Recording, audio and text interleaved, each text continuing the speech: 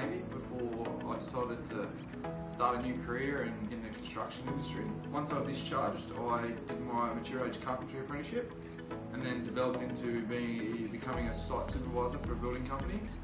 Got my builder's license and decided this is it for me.